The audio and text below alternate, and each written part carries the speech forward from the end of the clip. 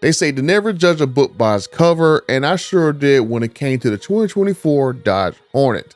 I hated this vehicle from the first moment my frenemy, Dodge CEO Tim Knissis, said that this car was his new little friend. And my new best little friend. This thing is a blast. But what if I told you that Dodge actually called me out on my BS and allowed me to test drive the Hornet for an extended review? And what I found to my disappointment is that the Hornet RT is actually pretty good.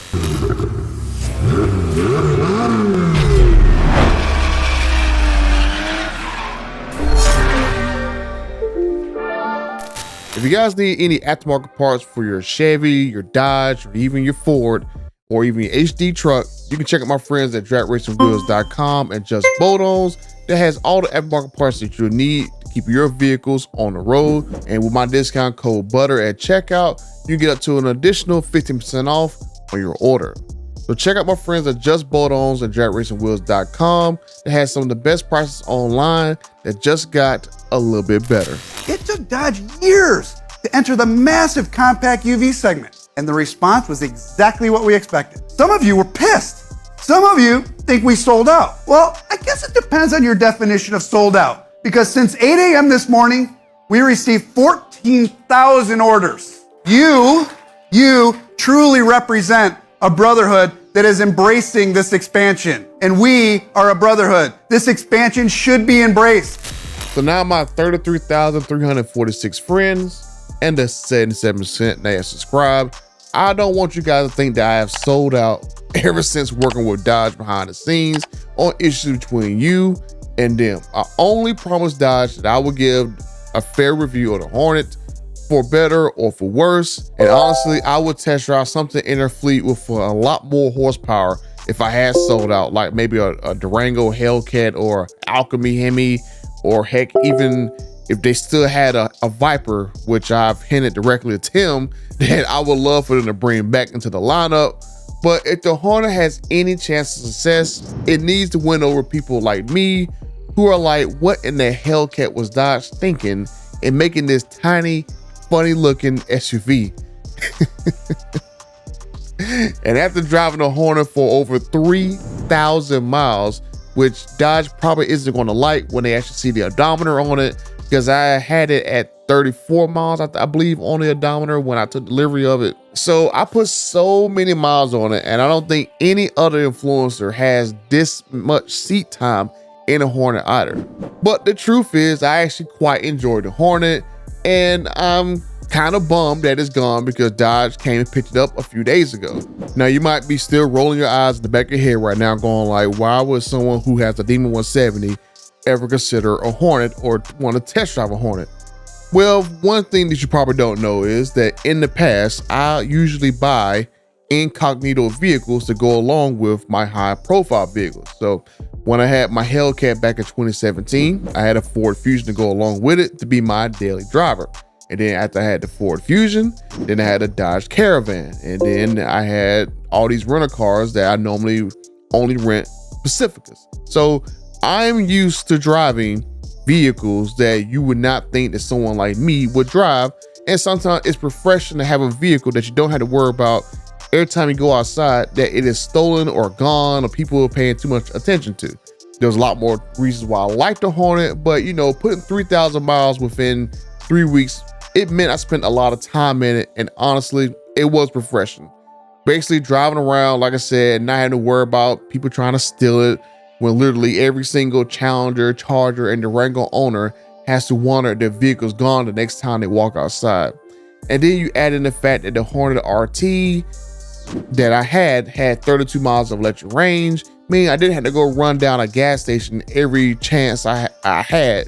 And all I had to do was go charge it overnight at my house and take my son to and from school by using a single drop of fuel, which was pretty cool.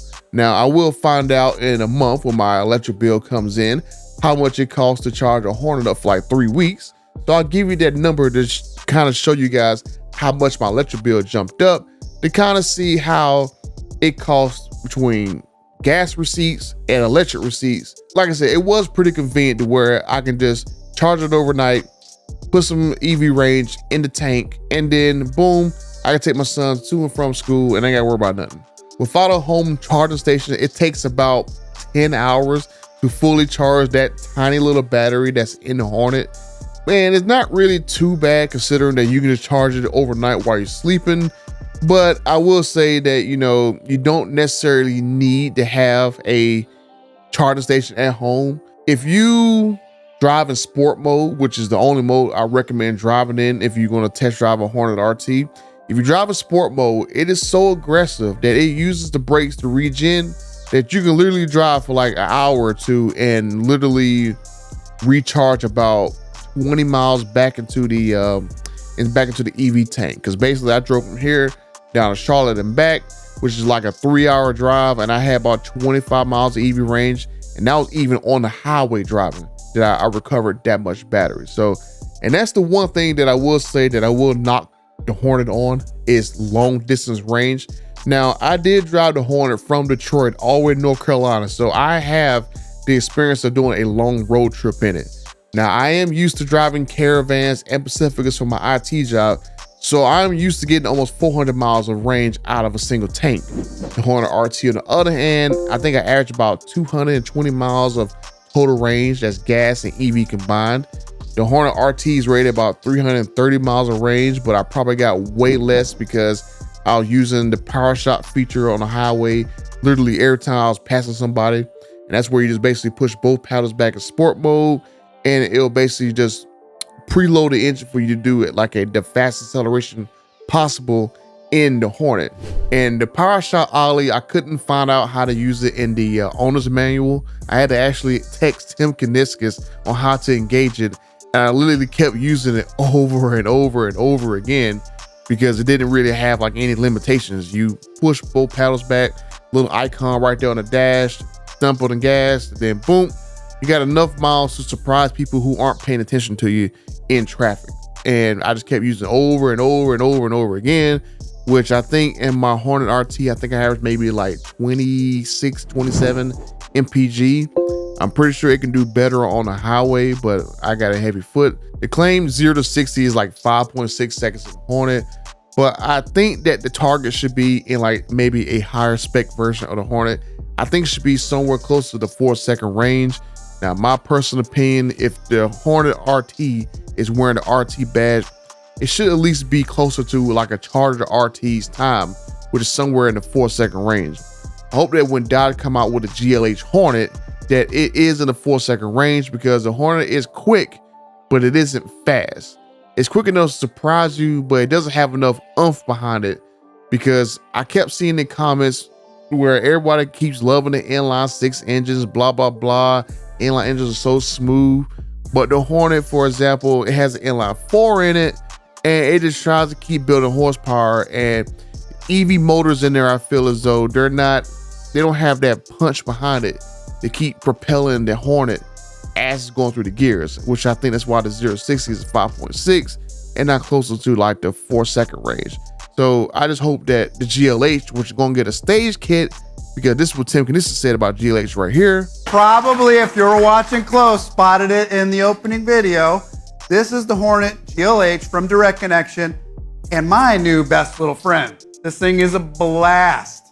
Straight from Direct Connection with an increased performance stage kit, lowering kit, and dual exhaust. And it came to stand for more than goes like hell. It came to stand for little fish eating big ones for lunch at stoplights across America. And this car has earned the right to wear that badge. The final numbers, not yet approved, but I will commit to you, and you're all gonna hold it to me. The power to weight ratio of this is better than the original GLH. And you can do the math. It's twice the size, twice the weight. This Hornet's gonna deliver more torque than 2 of the original Shelby modified GLHs. And so I personally hope that with the GLH and its stage kit that's going to get sometime in the near future, probably in year 2, that it'll have, you know, maybe a 5-second 0 to 60, or maybe in something better than 5 seconds, which I think that will probably put it right there in the sweet spot of being a sporty crossover. Now, I personally think, because I told Dodge this, I personally think it's going to be a hard sell for someone who's going to be cross shopping between this and a Charger Daytona in the future. But I think this car is a solid option for like your daughter or your girlfriend or maybe your mother.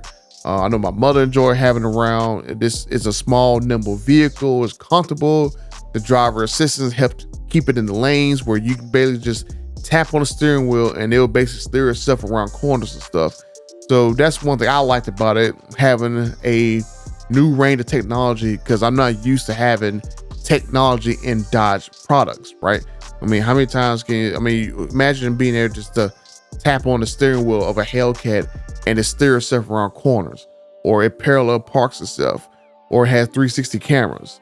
I mean, there's a lot of stuff in the Hornet RT that's like refreshing. It's like, okay, it makes sense. I mean, even the adaptive cruise control, I love using adaptive cruise control in pretty much any vehicles that I have.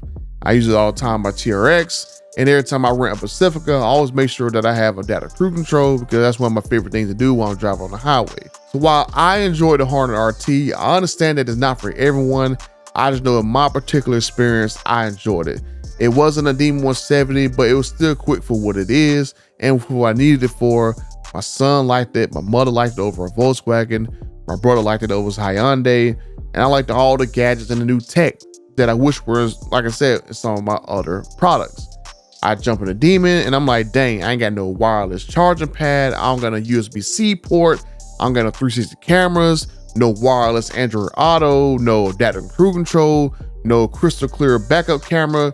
Now you might think that I'm crazy for thinking about some of the stuff in a Demon, but you would think that if I gotta spend $1,000 option for a nav radio, I will at least get wireless Android Auto or a USB-C port in a 120K car that's going for auction in like the 150, 160 range. You would think you would get that, but it's in the Hornet. And it was like, I step in the Hornet, I get used to all this new technology, then I drop my Demon, and it's like going back to Stone Ages where you just had this brutal acceleration, but no technology surrounding you. But I'll end this video with what I know people would ask me. Would I buy a Hornet RT after living with it for weeks and putting on 3,000 miles? Honestly, no, I would not buy a Hornet RT because I need around 3,500 more than I need a Hornet. Now, I would get a Hornet, but I would do the GLH Hornet version when it comes out, because my friend of me, Tim Knissis, said that's gonna have a lowering kit, a stage kit, a graphics kit on it. And I think that would be the version that I would personally target. Basically like a blacked out GLH Hornet, which would be like my 4-banger neon that I used to like back in the day. I always thought neons were cool little cars. Now, hopefully this GLH Hornet is gonna be in the 4-second 0-60 range, and I think that'd be very appealing to people. Now, I am strictly a middle-class person, and I can't afford to have the Demon 170 paired with like 2 or 3 vehicles. So I have to be very strategic with what vehicle I pair with my Demon, and getting an HD truck will check a lot of boxes that I need. I'll just have terrible fuel economy, but at least I'll be able to take my Demon 170 out of town for events. And I will say that, you know, my Hornet RT did have some issues, but it didn't stop me from driving it. And I'll talk about those things in other videos. I just don't want this video to get too long. But I will say that if you do test drive a Hornet RT, I don't think you'll be very disappointed if you just go along with the mindset that it's not a Hellcat, it's not a replacement, it's just a decent daily driver car that has a lot of tech in it. And while it is kind of expensive, you can definitely go pick one up for a cheap leasing option if that's your preference. Dodge was doing like a special leasing on the Hornet RT where it was like $220 for it. But, you know, like I said, I'll get into that in other videos because I was talking to other influencers, and a lot of these dealers doesn't know about some of these leasing options for the Hornet. But I'll get into that because I do have information from Dodge. Yeah, I got information from Dodge, so I'll go over that stuff in another video. But I just wanted to make this one right here. Oh God, I got dust in my eye. But I will make more videos getting into the Hornet and some of the things I liked about it, some of the things I didn't like about it, some of the issues I had with it. But that's it for this video. And until the next update on the Hornet, I'm out.